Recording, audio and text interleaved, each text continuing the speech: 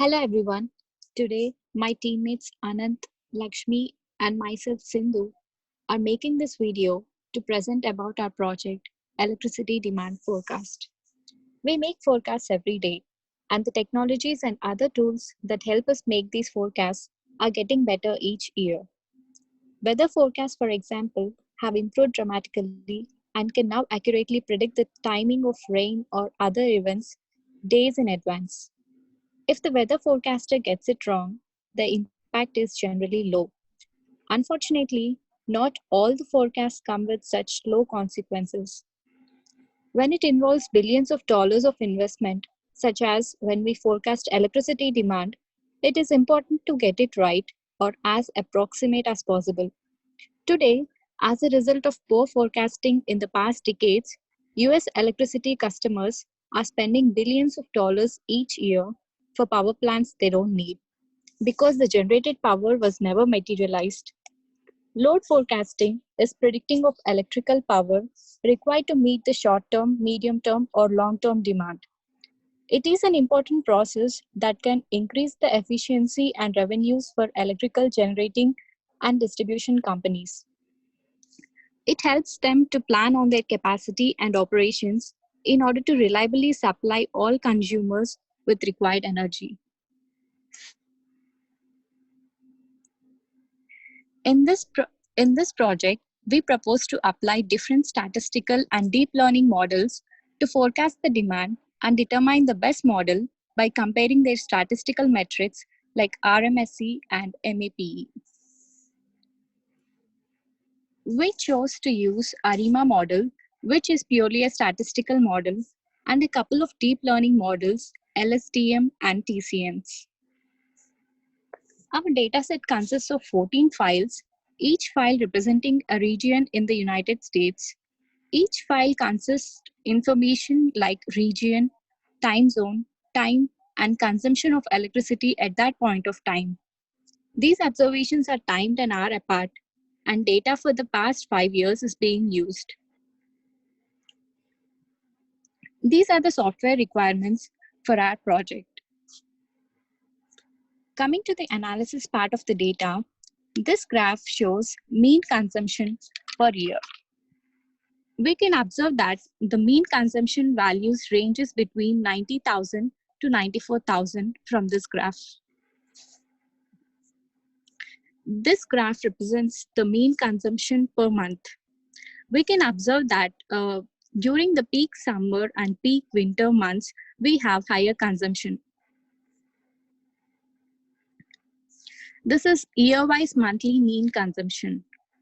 We can see that there are some seasonal patterns like peak during some months and low during some months.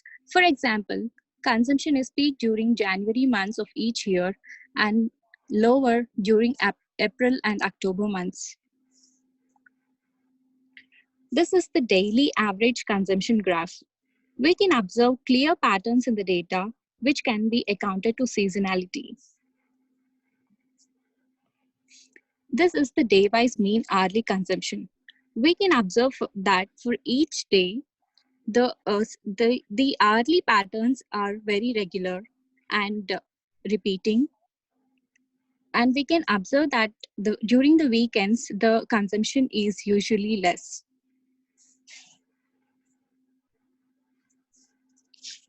Coming to the ARIMA model is a class of statistical models for analyzing and forecasting time series data.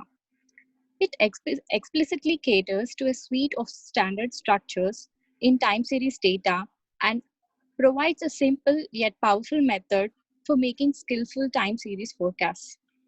It is an acronym that stands for Autoregressive Integrated Moving Average. It explains a given time series based on its own past values, that is, its own lags and the lagged forecast errors. So that equation can be used to forecast future values. Lags of stationary series in the forecasting equation are called autoregressive terms, and lags of forecast errors are called moving average terms. And a time series which needs to be differenced to be made stationary is said to be an integrated version of a stationary series. So these are the results from the ARIMA model. We can observe that the region 10 and region text, the models have not converged, and hence we have got NAM as RMSE and MAPE values. Hello everyone, this is Lakshmi Shri. As you saw in the data analysis, the trend of this data is highly non-linear and it is very difficult to capture the trend using this information. This is where the power of LSTM can be utilized. LSTM, long short-term memory network, is a type of recurrent neural network capable of remembering the past information, and while predicting the future values, it takes this past information into account. The data was imported and normalized. As a rule of thumb, whenever neural network is used, data should be normalized or scaled. As the data does not follow a Gaussian distribution, min-max scalar has been used to scale the data between 0 and 1. The training data was then converted into a three-dimensional format with number of samples, number of time steps, and number of features. Here, multi-layered sequential LSTM recurrent neural network is used to predict the last value of a sequence of values. This model has three hidden layers. To make the model more robust, two dense layers were added and two dropouts were used to improve performance and avoid overfitting.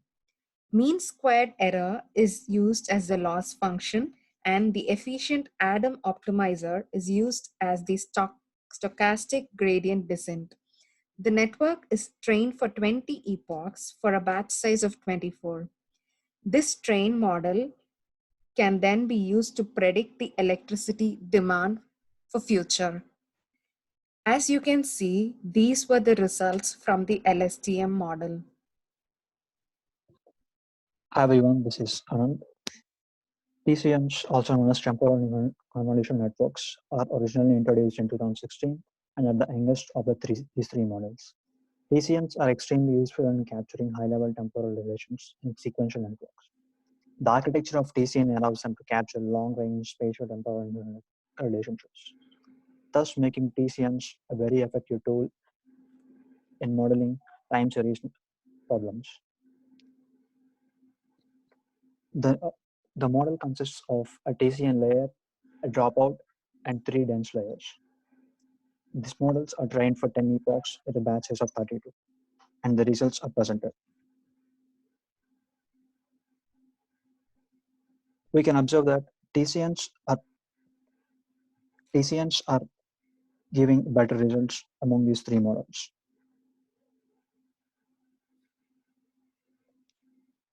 We created models using 80% of the data as training and 20% for validating the models. Comparatively, TCNs perform better than LSTM and ARIMA because of their architecture, which allows them to capture the spatio-temporal changes perfectly. ARIMA model, as is a purely statistical model, takes a lot of time to predict PDQ values and then predict the demand and the forecasting values. Though the RMSE of values looks pretty high in these tables, that is because the range of demand is usually between 60,000 and 80,000. Moreover, the validation data consists over 8,000 records.